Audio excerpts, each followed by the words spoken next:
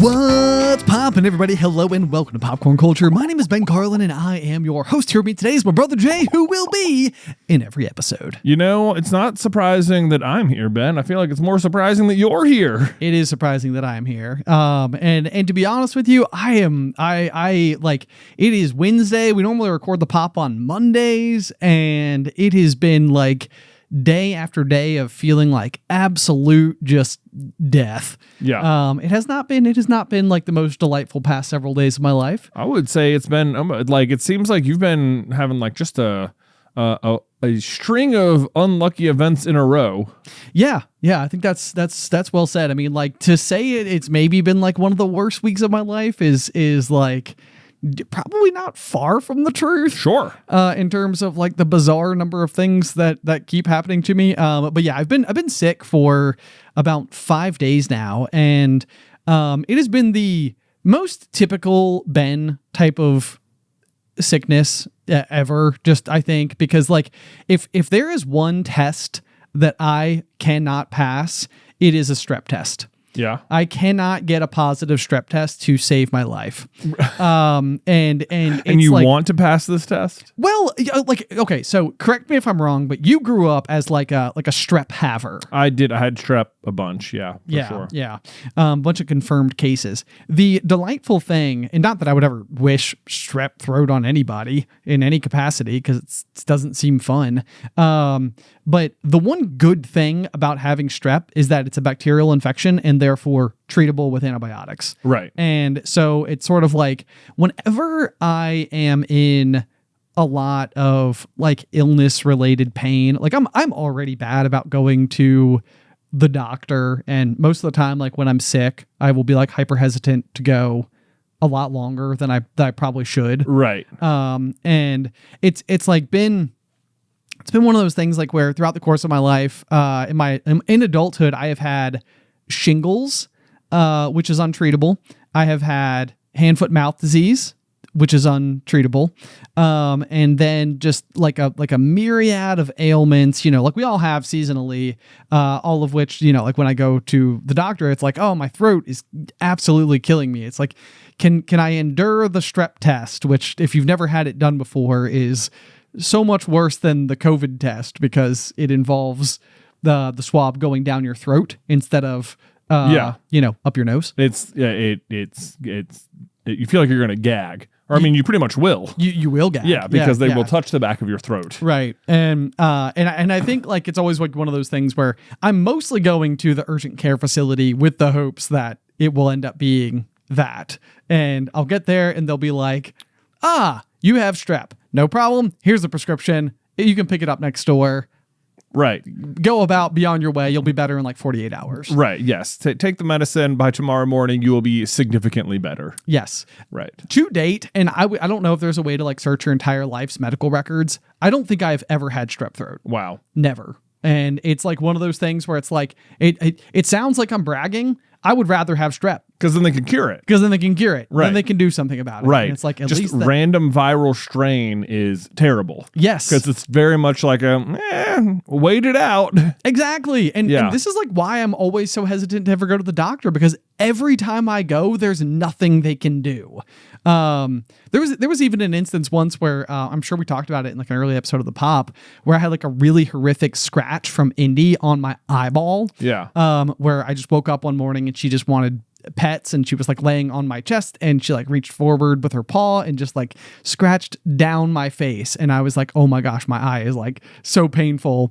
And I went to the urgent care that day and they're like, oh yeah, you've got a scratch on your eye. And it was like, cool, what do we do? And they're like, nothing. Yeah. Like, wait it out. And I'm like, why is it always the case that the answer is nothing? They didn't give you like drops or anything? No. Wow. Yeah. That's crazy. Boy, Yeah. Speaking of eyes, I feel like maybe I had my goggles on too tight this morning. There's like suddenly I'm having a weird eye day myself. I've got like a floating brown spot that like I cannot see through in my right eye right now. And it's really frustrating. So excuse me if I appear to just be moving my eyes around in a weird way. I'm just making sure I'm not going blind. You got like one of those like eye floaters. But it's like really big. Oh no. Like a cloud. That's not good. I know. Yeah. I agree. I'm just sort of like, well, this is literally never happened.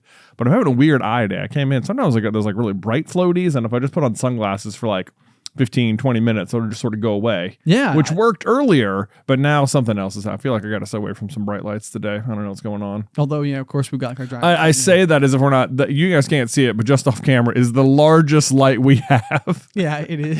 It's not turned on to full brightness, mind you, but. No. I want to say it is at least 4 feet across, though. It is quite a large boy. Yeah. Well, the other thing I have, sometimes it'll happen if I'm working on Photoshop and I have to use, like, if I dip into the colors that are like, like bright cyan or yellow or like red, which are like extremely bright on a computer screen. Right. Like, if you can imagine like 1990s website colors. Right. And this week in particular, I spent probably like, 3 hours yesterday working on a thumbnail for our newest video that's coming out today, which is about K-pop demon hunters. Ayo! Hey, I know. Finally watched it, and there are a lot of those colors in their like palette. Oh, and so I kept really having to like just look away or keep the brightness on my computer down so that it wasn't like affecting my eyes. But otherwise, I really enjoyed the color palette, and the movie was awesome, and the music was great, and I was like, man, this is cool. I like this stuff. That's awesome. No, I know. Yeah. It's been like one of those things where we're like on tour, and I feel like people would like every night they would be like, "Have you guys watched K-pop Demon Hunter yet?" And we were like, "No, we haven't. Like, how we've been meaning to, been trying to. Like, is it good for the kids? Like, asking all the questions and everything." And you finally got around to watching it. I've still not watched it, and so I need to, because there's certain things on the channel that I feel like we produce that you have consumed more heavily than me, and then it makes me less than useless. Yeah. Not useless. Well, of course, this time I was not even. You weren't here. Yes. I know. This was like, Ben's not here, and I just watched it. Like, if not now, when? If not now, when? Not now, when? This is one that I think I can write myself. I had to do a quick, crash course in like Korean mythology and K-pop music in general. Right. To try and tackle it, which is to say, I'm sure I just missed a bunch of other obvious references and stuff because that world is like huge. Oh, sure. Yeah.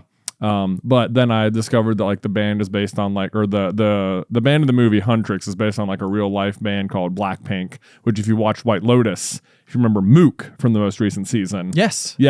Mook is like, she's almost like a side character in White Lotus, but is casually high and away the most famous person on that cast. Crazy. Like as a member of the band Blackpink.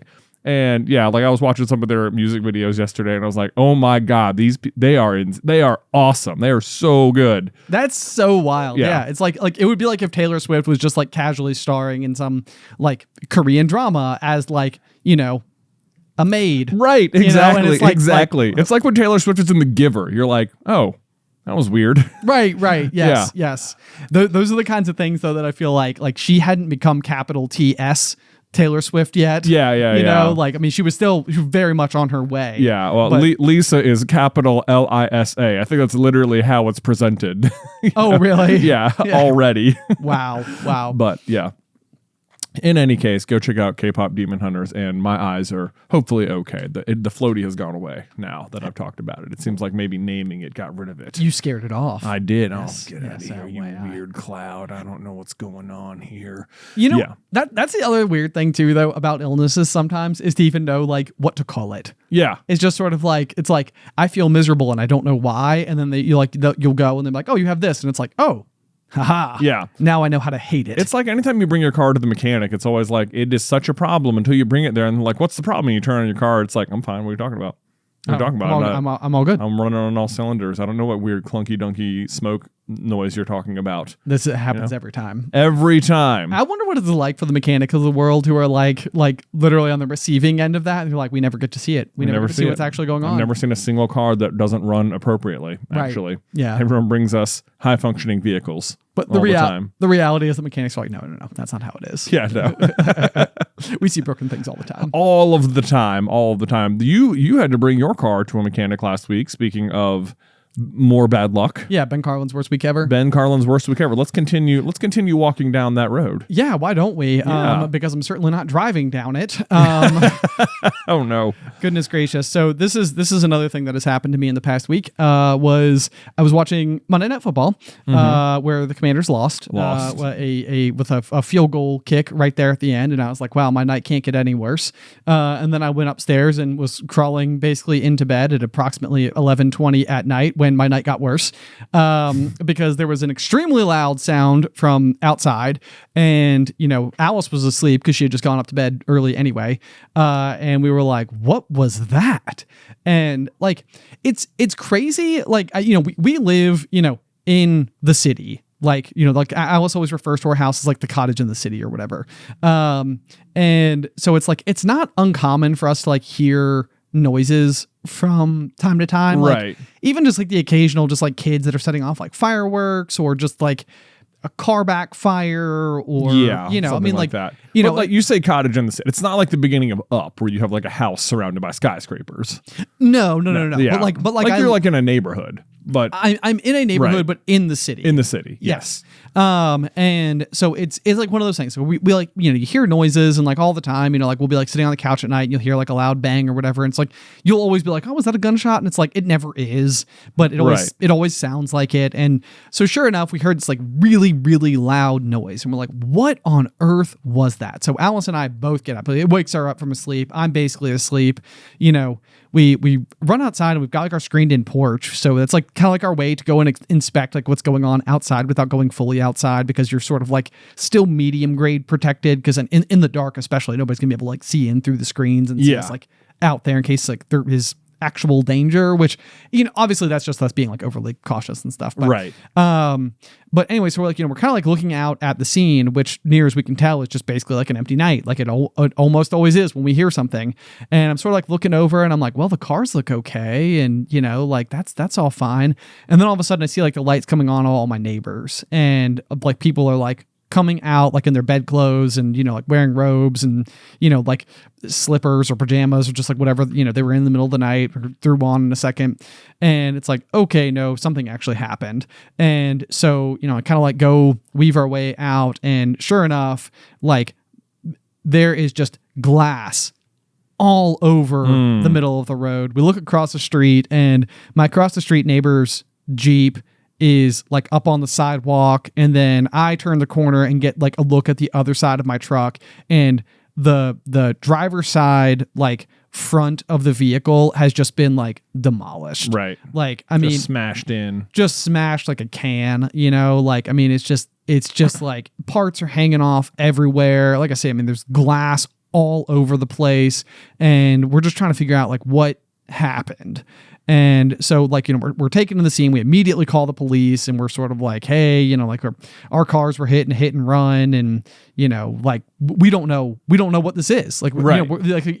It's so funny because there's like a Dane Cook bit about like a car crash happening in the middle of the night, and like everybody goes outside and they're all like explaining like what they were doing. Like, I was washing a dish and then I came outside, you know, like they're all like just explaining like the completely like unimportant details of what they were doing when they heard the noise and they came outside. Right. And like that was this, like nobody has any more information than anybody else. We're all looking at exactly the same evidence. We're all just trying to figure out what it is.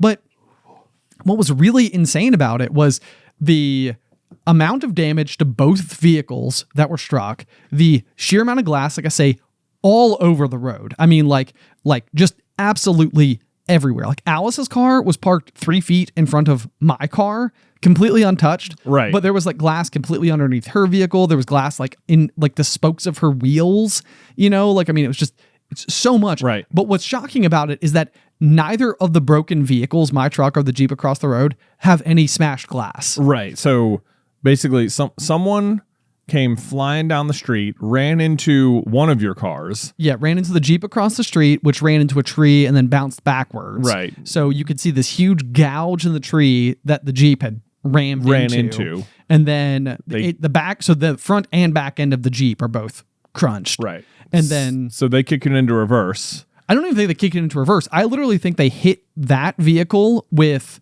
like the front right of their vehicle and then bounced across the street and ran square into my vehicle. I see. And I mean, that's the best I can surmise based on what happened, because there's no way in the world they could have picked up the speed to do the amount of damage they did to my truck from 10 feet across the road. I see. Like, you couldn't have accelerated to more than... Right. They hit them, yanked the steering wheel left, came across the street, smashed into your car. And then that's one of the noises we heard was them peeling out. Right. And there's like tire tracks, right, in the middle of the road, but where they clearly like did like a burnout. And in the midst of the wrecking of the other two vehicles, one of their windows, at least one, smashed. Yes. And littered the ground with glass. So I suspect that their windshield, if not also side windows, were completely destroyed. Like they were driving away from the scene with their front right broken, their front left broken, and possibly no windshield, possibly no windows. Right. But then in addition to that, it seems that the trunk of their vehicle, or if it was a truck, I have no idea, must have just like blown stuff everywhere, because then in addition to the rest of the wreckage, there's like jumper cables, there's like a bag of like new, drills, like power drills, there's other random like car parts that also just seem like they don't belong to anything. They're just like random bits of black plastic and rubber and stuff that's just like all over the place. There was a fishing pole, like, right. What? I mean, it felt like walking into like a real life crime scene. You're just like, what is this? Like, what happened? Right. How'd they drive away? That is the question that like we were all like, I mean, so it took like 45 minutes for the police to get there. And then when they finally did, they went out and they were like, well, they couldn't have gotten far. So like, we'll go and like look for it. And sure enough, they were like, well, we can't find them anywhere. And they were like, if they pulled into a garage, then, if they just pull into the garage and shut the door, it's like, there's no way for us to get in. There's no way for us to know. So it's like, as long as they just don't open the garage door, they'll be safe. Right. From whatever. But then of course you have the additional issue that like, you don't have their insurance to pay for it. Right. Like, so then you have to file everything under your own insurance claim and all that type of stuff. And, then for whatever reason, like, it's actually very comical, because I had a motion sensor light facing the vehicles installed when we were doing all of our renovations, because our cars get shuffled fairly often in the middle of the night. And the bulbs on that had burned out a couple of years ago, and I just never got around to fixing it. And Kat here in office had just recently purchased a new house and was like, hey, could you help me install some new like Ring floodlight cameras? Right. And I was like, I should get one, because I have just the spot to install it, and then I would actually have a camera facing that way, not just floodlights. So literally like just the week prior, I was like, I should do this. And so we're, but I literally ordered them and hadn't installed them yet. So don't have any visuals on the scene. None of my across the street neighbors had Ring doorbell cameras. So we're just like, we're upriver without a paddle, basically. Right. There's no way to investigate further. Right. And it's kind of like, it's like one of those very frustrating things. And like, I also get it, because it's not crime that needs like more due attention. It's just an unfortunate circumstance. Right. But you're reading a lot about it, and you're like, in hit and runs, like people just get away all the time. It's like only like in 10% of the cases. Right. It's like, it'd be so hard to find them typically. Right. Yes, exactly. So then the next morning, I've got like the convenience store down the road from me, and they have cameras everywhere, because they've been broken into a couple of times. There's been some incidents down there, and I know the guys because I go there constantly. I think this is like one of those things we talked about again early on in the pop. I have a deep love for convenience stores. I know you do. You do. And so like the guys know me, they know Addison, they know, Alice, like we walk in there, it's always like, hey, how are you? How good? Like all the standard things. And so, the next morning I go down there, like absolute first thing. It's like 7:00 in the morning, and I walk in and I see my usual guy, and I'm like, hey, good morning. Like, I was curious, like I had the hit and run done. Like, do you guys by chance have a camera that faces in this particular direction? And the guy's looking at me, and he's got tears in his eyes, and he's just like, like just he looks like, I mean, he looks miserable. And I'm like, whoa, like what's going on? Is everything okay? And unfortunately, his father had passed away at like 4:00 in the morning. Goodness me. I know. And so he's just looking at me, and you can tell he's like on one of those like pure autopilot situations where like obviously he is dealing with a much greater problem than I am. And it's like one of those things where he's trying to talk to me. He's trying to explain to me like why he doesn't have time to like look at the cameras. He's just literally training the dude next to him so that guy can operate the cash register so he can leave. Right. Like he's like, I'm sorry, it's going to be like 2 weeks. And it's a family-owned business. The whole family has been vacant from the store for 2 weeks. Or not 2 weeks. They've at least since it's Wednesday now. This has happened now like 9 days ago. Right. So none of the guys have been back there the whole time. But sure enough, I can see on the big screen TV that they have in there that they have a camera facing in the exact direction that would be like leaving the scene of the crime. And so it's like there is 100% right, like footage of the vehicle. It exists as long as they're like, if you can, if hopefully, you know, a week from now when they're back and can look at it, hopefully it still exists and it isn't like we only keep the footage for 24 hours kind of situation. This is exactly what's going to happen. And I am so certain of it, where it's like, yes, we do have a camera facing that direction. Yes, it would have been able to pick a license plate. No, we don't have it still. Right. So it's just been like That's a total so frustrating nightmare situation. And from there, it continued to just obviously like, it's one of these things where you're trying to roll with the punches because it's just unfortunate. You know, the good news was that like me, Allie, Addie, my across the street neighbor, none of us were in the vehicles. Right. You know, like everyone was safe. Like that's obviously the most important thing. Like the biggest disappointment for me is like I've just spent like the last like 6 months rebuilding the front end of my vehicle, like making upgrades to it, because I have just like I really like vehicles. I like tinkering with them. Yeah. And you know, my truck is something I've had since 2017. I feel like I have like a relationship with my truck. Right. You know, it's like a part of me, like an extension of me or something. And so it's like I've gone through and, you know, I've wired in like LED headlights, and I've replaced, you know, like a fancy, you know, grill and fog lights and, you know, like all this stuff to the front end of the vehicle. So it's had this like, you know, cool new like look to it and everything. And now it's all destroyed. So frustrating. Okay, let me ask you this. Yeah. Do you feel like there is an element of universal shoving happening here, Ben? I absolutely do. Yeah. I've brought this up with Alice. I was like, it's like I'm not supposed to have it or something. I don't know. Well, like, and then there's like also the, like, I think we talked about this in the pop a couple weeks ago. Like, you just moved the boat is not in the driveway. Yes. Right. So I've been parking the truck in the driveway. Right. And what happened was last Monday at work, we wrapped up early and we took off. We went home early. Right. We went home early from work. And, you know, it was just like one of those days where it was like, guys, we got the job done today. Like, please go enjoy an early afternoon. Yeah. You know, no problem. I pull up at my house, and I would normally just pull over and pull into my driveway. And that very day, Addison was playing in the yard and she ran up to the fence. And so I was just sort of like on autopilot, pulled in right behind Alice, and was just sort of like, yeah, I'll just pop out here. Like, no big deal. I've parked this way for the past 5 years. Right. You know, like, yeah. No one's going to hit me. I mean, it didn't even occur to me. No, I didn't even think twice about it. Yeah, why would you? Why would you? Right. It's like, I'm literally doing what has been normal for me up until what would have been the available, you know, because we bought the dock. Right. The boat is no longer in the driveway. So for the first time in forever, the driveway's available. Right. So that's the other just unbelievable thing, is that like so many other instances, I would have just parked it ordinarily in, I would have just gone ahead and parked in the driveway or something, which even that's crazy. Cause then I wonder, like, then would the vehicle like run up on the curb and like run through like my fence? Maybe. Like, right. would it have like ended up like in my yard? You know, which then maybe we would have like caught the people, but I don't know.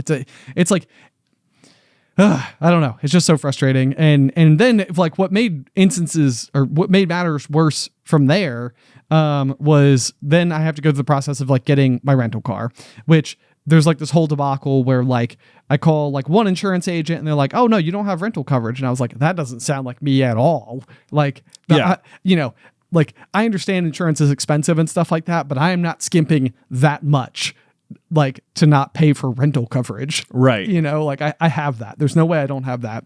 So then I get transferred to another person. Like, oh no, of course you have rental coverage. Like, don't worry about it. And then I go into the app and it's like, you don't have rental coverage. And I'm like, oh my gosh. Like, someone click a button. Someone do something. So it takes like a full day where I'm like Ubering back and forth to work and stuff like that and just trying to get those details figured out. Finally, the car is ready. I go and they're like, the only thing that they approved you for was like the most basic compact sedan. And I was like, that's fine. It has wheels. It drives. No problem. So I'm going from driving like my big Toyota Tundra to a Toyota Corolla, which is a fine car. It's just very short to the ground. Right. Very different than your usual experience. Yes. And when I park it next to the curb, I am effectively trying to operate on a completely flat basis. Right. So I get home and I'm going to move the car seat so I can drive Addison to school in the morning into the car. And in the process of picking up the car seat, which weighs like, I don't know, 25 pounds or something, and pushing it forward like on my knees to like put it into the car seat, I slipped a rib, which is like a weird, just very painful thing that happens where like if you can imagine where your rib kind of like attaches to like your like spinal cord area, I guess. I never really think of like, I guess that is where your ribs start. I always think of them being like a front of your body sort of thing. So this would be like on the back. Yeah. And so then it's like I've got like Alice's whole family over for like a birthday dinner or whatever, and I'm like trying to do this thing quickly, and then my back is absolutely killing me. And it's a kind of pain that like if you've ever had like the wind knocked out of you, it's like without having the blunt force of like falling to the ground or like falling out of a tree or tipping back in a chair or something like that. Like it just happened. Like I like leaned forward, I set the car seat down, and then it was like, like, oh my God. And then I was like, I'm going to throw up from the pain. Like, right. I'm just like, this is agonizing. And then of course we got the beer mile in just a couple of days. We've got like, people from the Super Carlin Brothers community are like coming in to be involved. They've made like significant plans to like be there as like a part of this thing. And I'm like, I'm just kind of like having like a panic attack. I'm just sort of like freaking out because it's been just like such a bad week. So I make an emergency like chiropractor appointment the next day, and I walk in and the guy's like, oh yeah, yep, no, I see exactly what happened. This sucks. He can just see it. Yeah. He's just from the outside. From the outside. Yeah. He's just like, yeah, you have slipped a rib, my man. And I'm like, great. Can you like de-slip it or? Well, and so he does like an adjustment and alignment to like all the things you do. I don't know. And there was some relief, but not like there wasn't like that like moment of like, like, oh, okay, I'm better now. No, yeah, it was still quite painful, but it reminded me honestly a lot of this is gonna sound like I'm giving myself way too much credit here. In the movie Miracle, which if anybody listens to the show, again, they know that we're a huge fan of. It's the 1980 Miracle on Ice, where the U.S. hockey team beat Russia very unexpectedly, or I guess it was the USSR then. Yeah. But rather unbelievably. But there's a scene in the semifinal match where one of the star players gets this like deep bone bruise like on his like thigh, and you see the head coach go and talk to the medic, the doctor, the team doctor, and he's like asking him like all the questions. He's like, how bad is it? And it's like, well, it's very painful. And it's like, but like, how bad is it? Like, is he like can he play? Can he play? Yeah. And he's like, oh, well, I mean, he could play, but it'd be excruciatingly painful. Right. Like, it's like, can it get worse? Can it get worse? It's like, no, it'll just hurt. And it's like, good. That's all I needed to know. Right. And then he goes in and gives this insane pep talk. It's like one of the greatest scenes in all of like sports movies ever. But he like the coach goes in and he's like, put your streets back on. You're not playing hockey tonight. Yeah, I thought you were tough. I thought you were a hockey player. And I am a hockey player. Yeah. And he's like, they're flipping tables and getting like, and he walks out and he's like, that ought to do it. Yeah. So good. But this is what the chiropractor is explaining to me. Is like, you can't do anything to it. Like, you're not going to make it worse. It just hurts. Yeah. And so it's like, okay, like whatever, I can deal with that. Like, pain is just pain. But it's, it's still just frustrating. And when you got like a little child who wants you to pick her up and play with her and swing her in circles and stuff, it's just like every single action that you do, even just sitting like, crisscross applesauce on the floor with her, hurts. Mm-hmm. Yeah, like, I understand the back pain. Yeah. Yes, I know you do. Yeah, you've been there, and you've got three boys who also like to clobber you as well. So, Yep.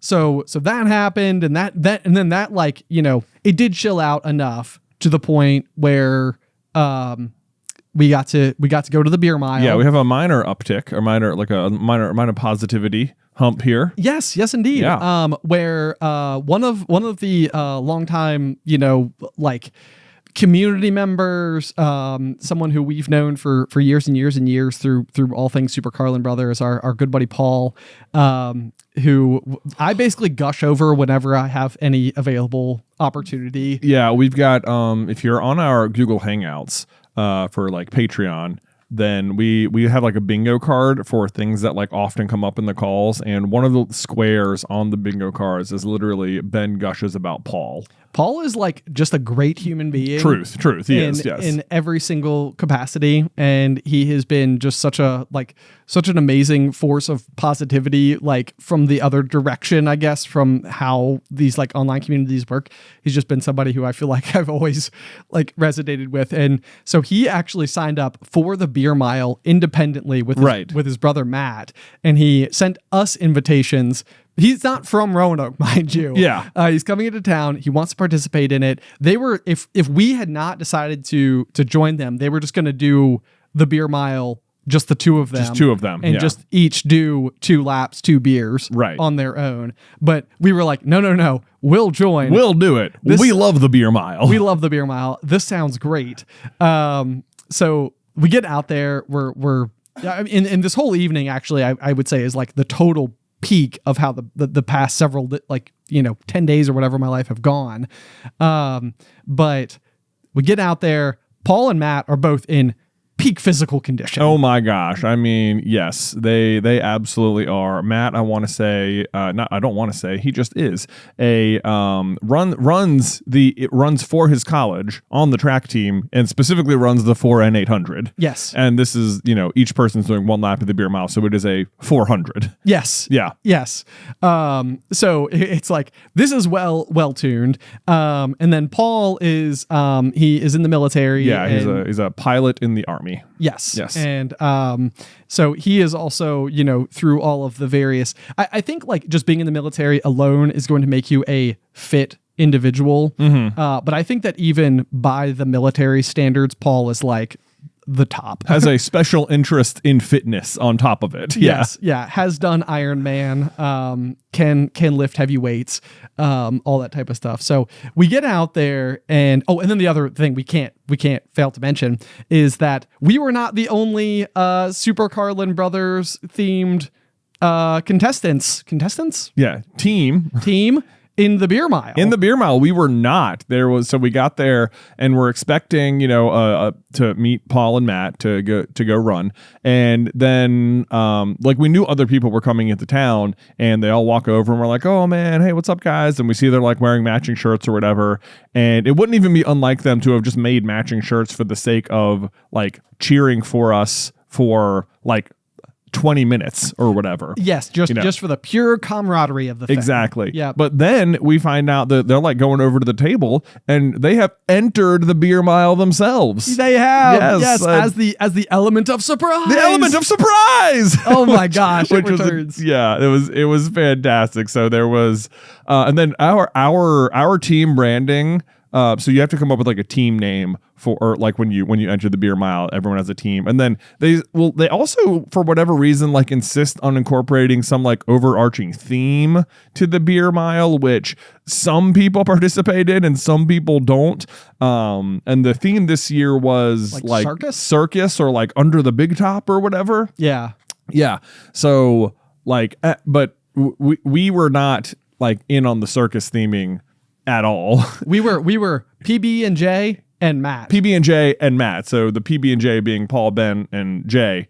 And Matt, who was which was I thought was a really fun. It was just a really funny name. But then our we did have coordinated outfits. If you watch the main channel, you might know that we have like a sort of a running gag in the J-verse Benz about Pete Malfoy, Lucius's brother who lives in Florida and runs the Gator Mail. Yes, yes, and he's just like your classic like bayou swamp. Yeah, swamp wizard. Yeah, yeah, swamp wizard. He's a swamp wizard. Yeah. So we made a 3 Gator Moon Pete Malfoy shirt as like a piece of exclusive merch once upon a time. So if you know like the 3 Wolf Moon vibe, right? We went for exactly that, except 3 gators. 3 gators. And instead of a moon, it's Pete Malfoy. Exactly. Yes. So that's what they were, and they're like black and blue tie-dye shirts with that image on it. Yeah. And so but Paul is actually a patron, so he had the shirt, and Matt is just his brother, so he didn't. So 3 of us had the shirt, and we cut the sleeves off them, so we've made like our own tank tops out of our ridiculous shirts. Yeah. And it's like the theme is circus, the name is a sandwich, the shirts have nothing to do with either. Right. Yes. So we have like very little coordination at all. Fortunately, Paul had a Carlin Brothers coffee bike jersey that he lent Matt. So he was at least like Carlin Brothers adjacent. I felt like the way our team thing worked though was that it was PB&J and Matt, and Matt was the outlier in the outfit and in the naming convention. Exactly. So and he was our anchor. Which means he runs last. So he was the leadoff. Oh, you're absolutely right. You're right. He was the leadoff. Yes. Yes. Correct. Yes. Yeah. So anyway, we didn't fit the theme at all of the event or our own name. But that didn't mean we weren't there to run. That's exactly right. Right. That's exactly right. So as you guys, you may recall from last year, we competed as the GMA, the Green Mallard Association, which also made no sense to anybody. And because the theme last year was superheroes. Yes. And we were wearing Duck in a Cup t-shirts. And wearing duck themed hats and like the kind of coordinating sunglasses. Yeah. So like, we just do not get it. Like the people are like, not them again. But we came in second and we lost to the dentists. Last year. Yes, indeed. So this was the thing, we got down there, and then sure enough, we looked down, like 5 slots over from us are the dentists. Who are also not following the circus theme because they're back in action in their toothpaste, toothbrush, scrubs outfits. Yep. They're like, we're ready to run it back. We're the dentists, here we are. Right. Yeah. Yep. And so I was like, oh gosh, here we go again. But we kick things off and right away, Matt, who also just turned 21 like 3 months ago. Yeah. He's very, very, very fast. Yeah. But I think like just by the pure nature of like only being 21, it's like he has not had like the quite the available window of opportunity to get good at chugging, which I'm going to put a giant asterisk next to because also I'm 35. Right. And am also not good at all at chugging. Right. Sure. So I don't think it necessarily is an age-related skill. Right. However, I think that is something worth mentioning. Right. But he still did amazing.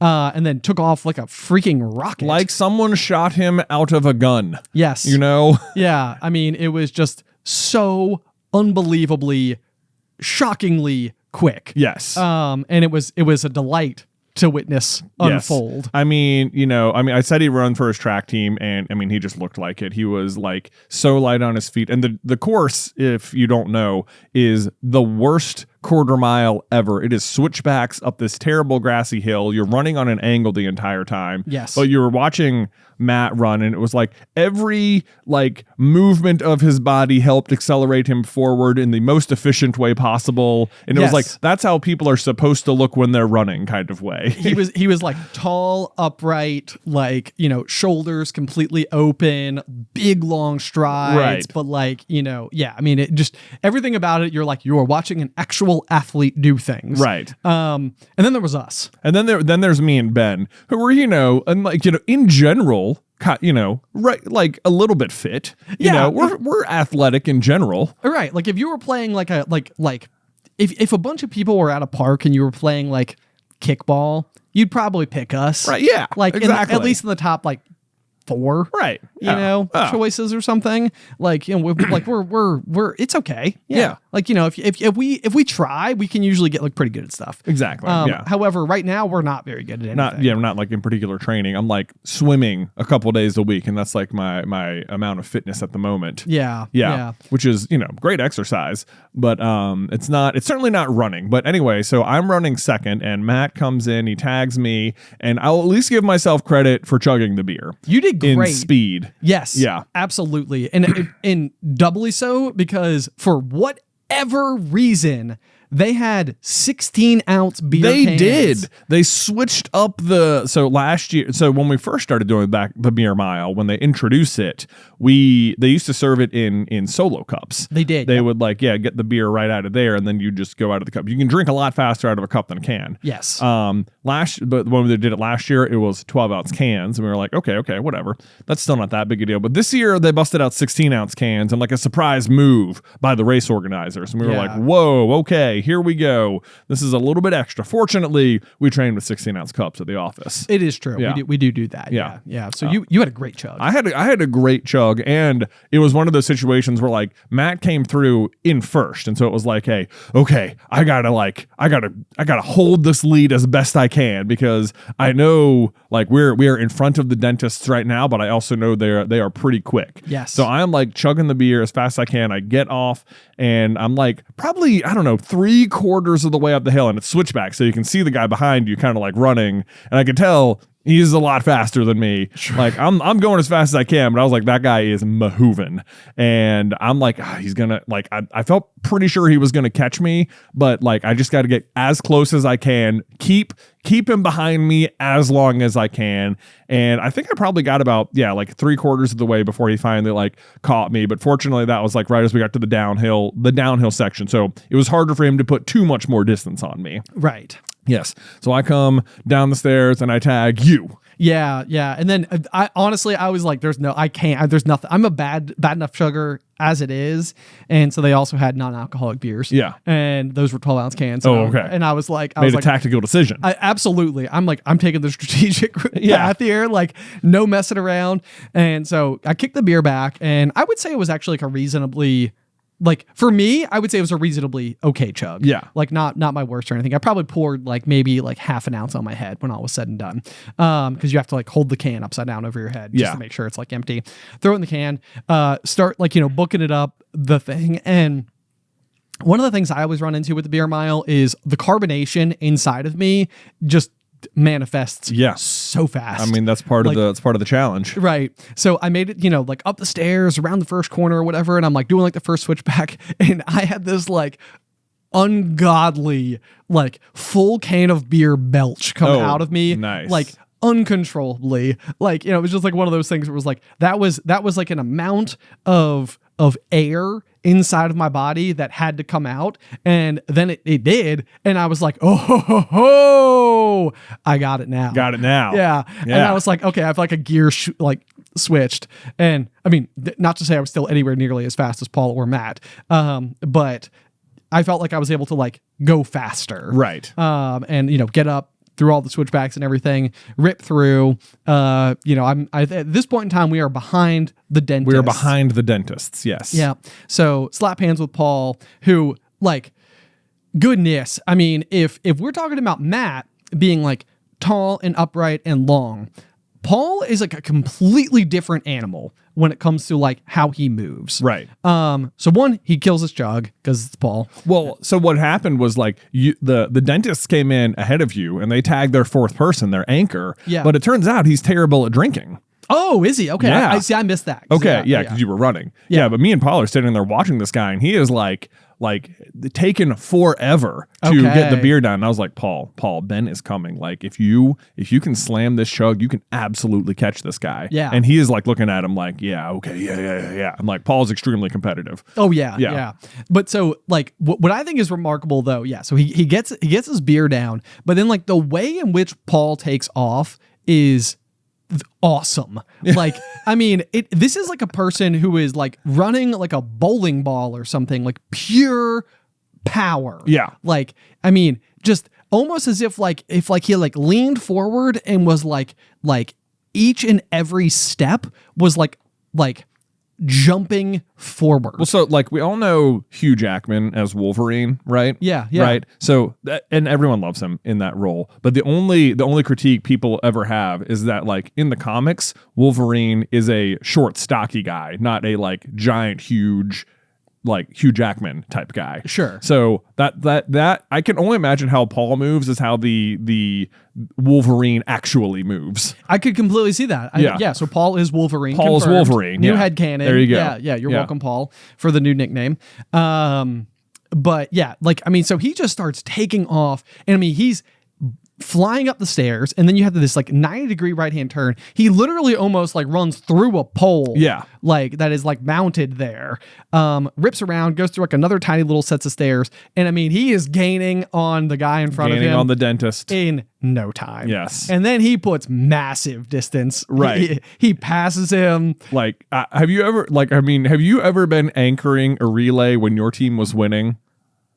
Have I ever been anchoring a relay? I have no idea. Okay. Yeah. I remember one race in particular when I did indoor track in high school. Okay. And we were running at VMI and we were running the 4x4. Okay. And for whatever reason, my team was just like, Carlin, you're anchoring. And I'm like, okay, cool. I got it. Whatever. Yeah. You know, and it's like, you don't think it's like, okay, whatever, you know, am I expecting to win? I don't know. Not necessarily. Right. You know, but sure enough, you know, you're watching the race go around and it's like, oh my gosh, we are in the lead and I'm about to have to like take the baton and bring it home. It will absolutely be my fault if we don't win the race. Oh, geez. You know, and it is like, there is a kind of adrenaline that takes over your body when that pressure is on that like nothing, like everything else in the world disappeared. Right, you know, it is just like, it doesn't matter how much you can't breathe, how in pain you might be. All that matters is if you don't leave every drop of effort out there, there will be no recovering. There'll be no forgiving yourself. Right. Kind of thing.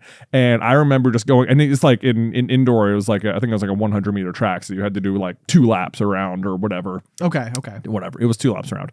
And I remember coming around that final turn and coming across the line first. And I was like, oh my God, cannot believe we just won. Like, you know, it was a really cool feeling, but I'm not usually the one anchoring stuff. But so Paul passes this guy and like, even though there's the switchbacks and like you can see the other people coming, Paul has no awareness of where the other guy is behind him. As far as he knows, that guy is like on his heels, just was like, oh no, you can't pass me, you know, kind of thing. So he is tearing up the course. Yes, just going full bore. And then of course, like you come sprinting downstairs again to the finish line, hard left turn into the finishing chute where the three of us were waiting for Paul. Paul rips around the corner and I mean, like is literally stumbling through the finish line. Like he's like accelerating so fast that it's like I mean, I had no idea. I had no idea to what extent this was true or not. We all catch him as he comes through the finish line. He's like, dude, if you guys hadn't caught me, I was going down. I was going to eat pavement. Yeah. Right. And it was just like, oh my God, thank goodness we were there. I know. But like,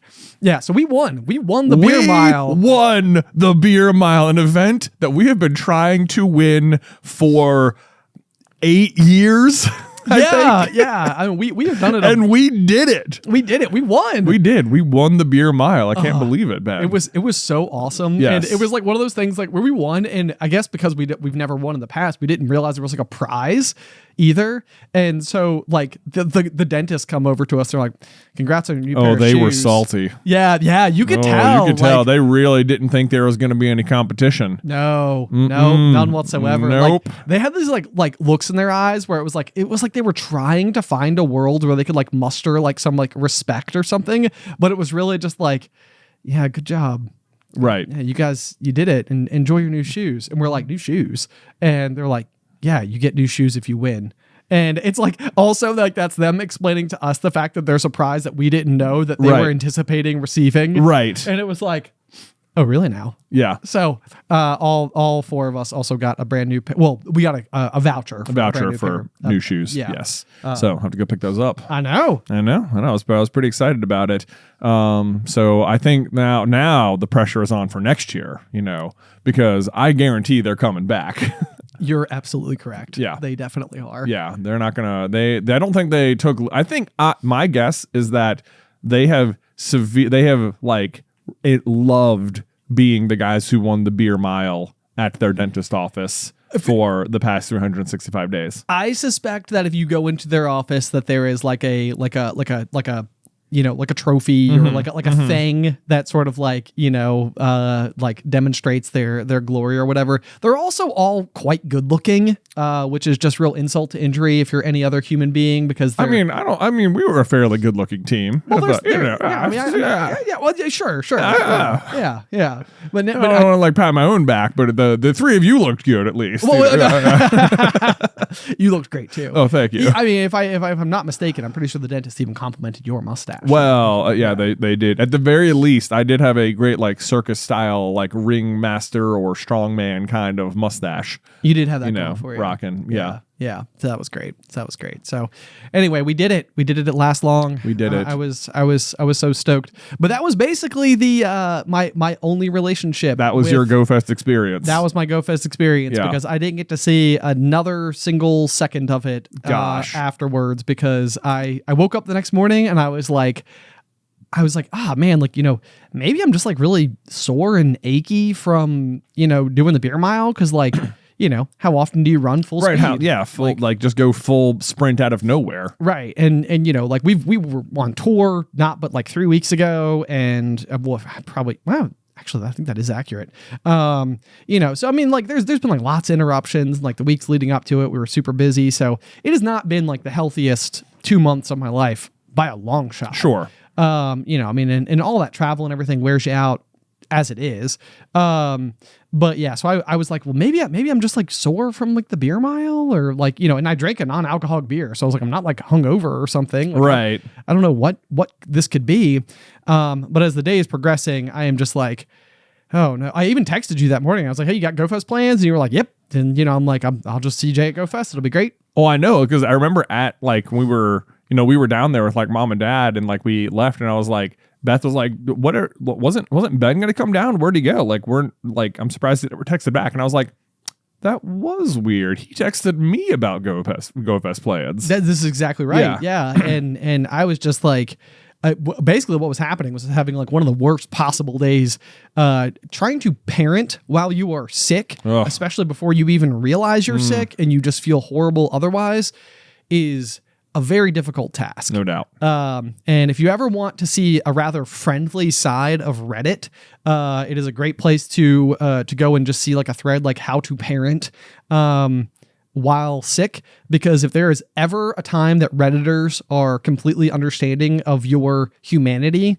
it is under this particular circumstance. Nice. And they are like, yeah, no, it's just hard. Like, break the screen time rules, feed them what they'll eat, have dinner on the couch, like all the stuff just kind of goes out the window. You're in survival mode. You are. And that was the thing, is that, and really, like, Alice was working on Saturday.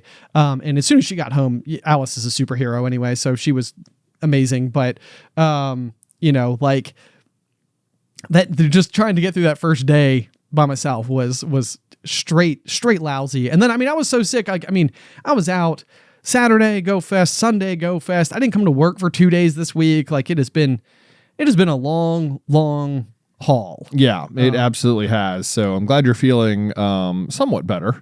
Yeah. There is that. But then there's also like the rather the other negative thing that happened to kick all of this off. So all of this has happened after the worst part of the rest of it. Oh. So like everything I've just described came after, like what was the bad part, basically, which all started, I guess, technically while we were on tour.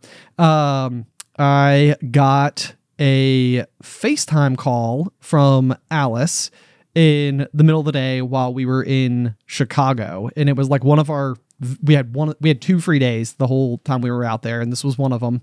And she was like driving to work, and she's pulled over on like the side of the road, and she's just sort of like talking to me. And then she basically is, I don't even know how she said it. She filmed it. She got halfway through the conversation. She's like, by the way, I'm pregnant. What? And I know, and it was just like, oh my gosh, I'm just like it's honestly, I love the video, and it sucks given the rest of the story, because it was like one of those things where like I had no idea that was coming. And like, I was so happy when she showed me the video of her telling me, because like my reaction, I was like, oh my gosh, like you can just see like the pure like shock and excitement, like as like an external person watching myself, like it was just like neat to see that unfold. Yeah. It was like, oh my God, that was like real emotion from you. Like that was just, it was so exciting. But it was just kind of like, like little secret that, you're sort of keeping then to yourself. Like obviously, like while you're out on tour, you've got a million things going on, and like we're so busy, and there's all this stuff. But then you've also got like time on the road, and so you're just thinking about all of it. Right. And all the stuff. And then, you're like at all the gift shops, of course, in all the different cool places that you're visiting, and they've got like all the little like onesies, and like the whole time I'm there, I'm like, oh my gosh, I should like, I should get one, because like, this is like when I find out, and I don't know. So you're just like you're every like, little thing makes you think of it. And, so we get home, and, we're kind of going through like all the early stages of it, the morning sickness and some of those like early bits. And, we've gone through this obviously, several times before. But then the Friday, before the drunk driver hit my car on that Monday night, we were actually doing a box breaker stream, and it was like right at the end of the afternoon, and we've all just been kind of like laughing and having a good time, and everything's going great. And I saw Alice was calling me at like 4:40 or something like that, which is like a strange time for her to just like call me right out of the blue. And so if you you could probably even go back and watch literally right at the end of the stream, and like you'll see me like get a phone call and like walk away from the table or whatever. And she comes back, or I go and answer the phone, and she's just crying. And basically she had started the process of having a miscarriage, and we didn't know for sure at that moment that that's what was happening. But then it like throughout the course of that evening, it just got worse and worse and worse, and it was like, yeah, okay, right, that is what happened. And so it is now the 6th time that we have been pregnant, with just one child. Goodness. Wow. So it's, that's a lot that's a very like rough news for sure, just to be dealing with at all. And then to have someone smash your car a few days later, and then to get sick yes. and to slip a rib. Yeah. And then to miss Go Fest and and just be sick be sick on top of it all. Yeah. And I mean, not the least of which, because like, a huge portion of this is like, it's emotionally taxing for both me and Alice, but it's physically like something that she's having to deal with every day in the wake of it. And then she's having to like try to, be empathetic to like my situation and like all the stressful stuff that like I'm trying to go through. But at the same rate, like, like we're both at like limits, like we're both just like fully taxed. There's so much. I have to imagine there's so much like happening in that news, like from on the one hand, like Alice was feeling sick because of the pregnancy. Yeah. Which is just, sometimes part of it, but it doesn't make it like an easy part, even if it's like a happy thing. But then at least she feels better. So there's that. But then you could even like maybe feel guilty for feeling better, or feeling happy that you feel better because of the reasoning.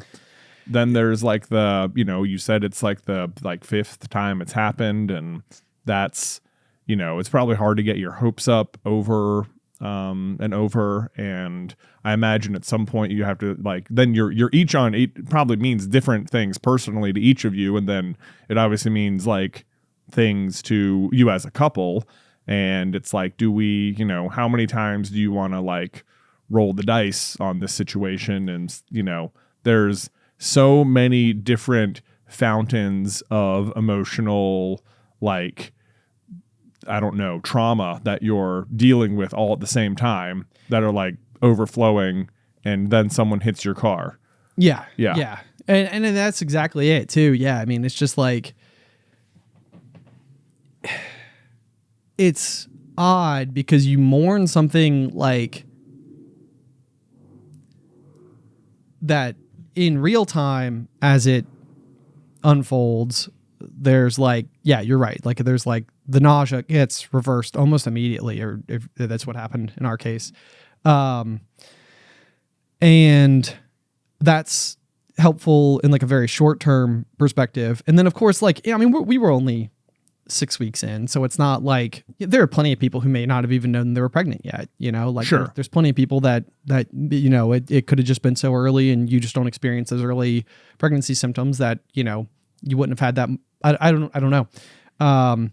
But it's when it comes to kids, it's really strange because every minute that you're aware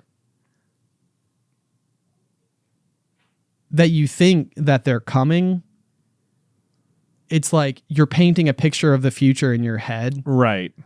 And so it's like, it's not that much time, but it's like, that means that basically every minute of every day for 3 weeks, that's what I was thinking about, right. And like you're repositioning like everything. You're thinking about how these things will impact Addison. You're thinking about how these things will impact us and like what it'll like, how exciting it'll be. And like, I don't know, just everything, every single little detail about the future. And it's like the emotional whiplash is crazy. And that's what happens. Like, that's just what sucks. So anyway, like I talk about it, not, cause I hesitated to bring it up again because I was like, this has happened to me so many times. And I know I've shared it on the pop and, like, I don't want it to be this defining characteristic of who we are, because I don't think that's how we look at it. Oh, I definitely don't think that. But, it's like you talk to people and you know that everyone has their own troubles when it comes to stuff like this. And it's not always the same. Everybody has a slightly different experience. But I don't know. It's just...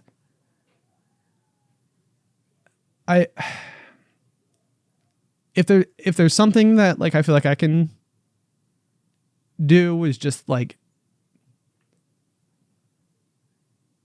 share the human side. Yeah.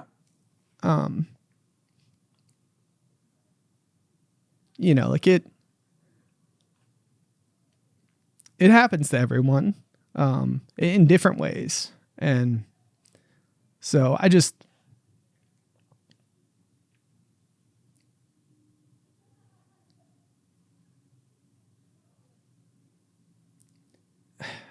like, it feels like cliche to say like, you're not like alone or something. And maybe that's not like the right way to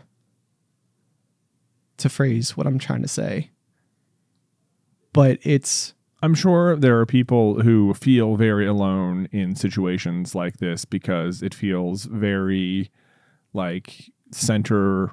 It's like probably like one of the most unusual, biggest things that happens to you. And it's hard to have a shared experience on that front. Yeah. All the time. Yeah, it is. And and I mean, there's lots of advisement out there about not sharing the news, obviously too early, because things like this can happen. And I go both ways with it, where it's hard to see all the people you love who, like in like my inner circle, you guys knew, obviously. Mm-hmm. But there's a lot, it's like it's hard because it doesn't just impact you, like, I mean, like this would be like a new family member for you, for our parents, for Alice's parents, like for Addison, for everybody involved. Like, it's like, it's like there's a lot of people who are emotionally impacted by it. And it's like, it's both hard to like see like the look in everybody's eyes, but there's also something to be said for the support system that is then available to come out. and help you, which has been great. Everybody's been great. You know, I mean, the people come through in just such amazing ways. I don't know. So yeah, it's been a rough go. It's been and it's like you show up and you want to, you want to be like the upbeat people that we are. Mm-hmm.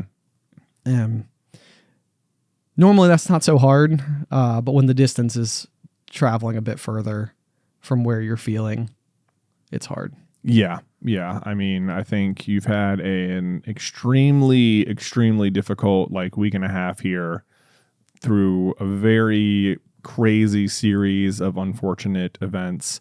But I think it is extremely brave to just come onto the podcast and just share it at all, because you certainly don't have to. And I mean, it's happened to you a bunch of times now. It's it's really, it probably is something you need to talk about. And it's difficult to manage that. And I don't think anyone is feeling disappointed or anything in you guys. I mean, there's certainly, I mean, if anything, I was coming home and sometimes you'll have these days where it's or you read about this with kids a lot, where it's if they'll come home from school and it's they've had a really hard time at school, or they've been having to listen to all these rules all day, but then they come home and they just sort of it feels like they're misbehaving or not listening, but it's actually because they feel super safe in that environment suddenly. And you're just having to deal with them, in that moment where they're finally able to release it. And I feel I kept having a few days, even just myself coming home, and that would happen. I would be all holding it together. And I was man, I just can't believe what Ben is going through right now again. So I was having these, weird days where I would come home from work and just sort of just have all these emotions flood out of me, as well. But it's it's hard because you don't know what, I'm sure each time you do it, it's just this renewed cycle of hope. And then it's do we want to go through it again, or because the other option is facing the is this the final form of my family as it stands, and is that what I anticipated or planned for, and just coming to terms with those kind of decisions. Yeah that's I think that's it exactly. And yeah, you're right. It's because it's you can only handle it so many times. And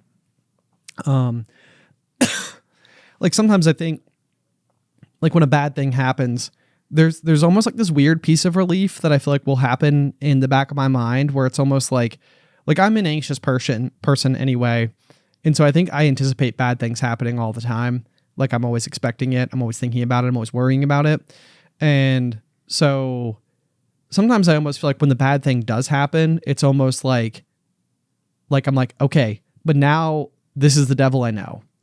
Now I know what the bad thing was. And so it's now at least I have some relief from the bad thing happening again. And that's where it's you the fact that we've gone through so many versions of this and it's gone so poorly, you're well, it can't, it's almost we've had the trials, it's we've been through the hard parts. It can't happen again. Right. But I just don't think that's the way the world works, all the time. And, it's like anything. Again, I think it's interesting because I think a lot of the things that are racing through my mind right now, they feel like platitudes. You become grateful for the things that you do have, but it's odd. I know I've talked a lot about, not talked a lot about, but I've mentioned before how my relationship with my dogs, for example, I felt became a little more distant when Addison was born, because everything was about making sure Addison was getting sleep. And if the dogs were barking, then a lot of times it was it can throw off a multitude of different things or whatever. So it was just like more often than not, it felt like the dogs could be contributing to like a negative outcome versus like a positive outcome. But like, I think like over just like the past several days, like they like have slept with me while I was like sick.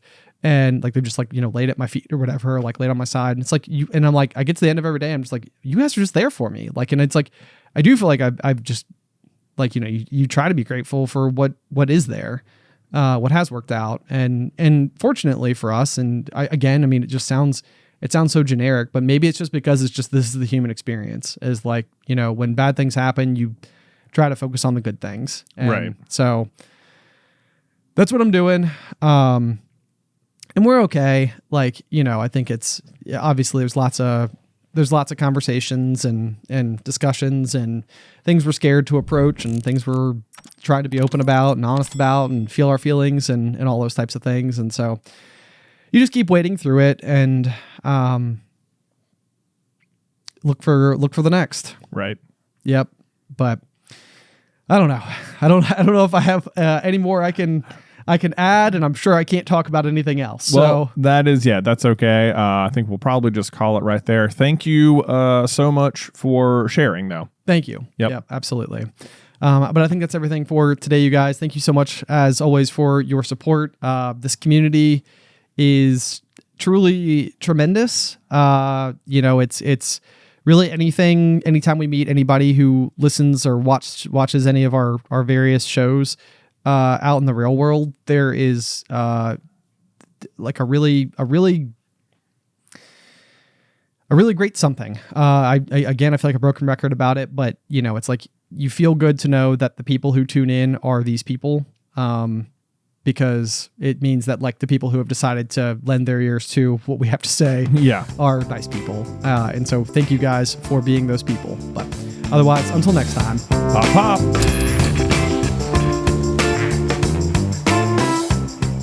Today's episode was edited by Isybelle Christley. Vaishon Brandon does our art. Catherine Stein is our production manager, and the show is hosted by me and Jonathan Carlin.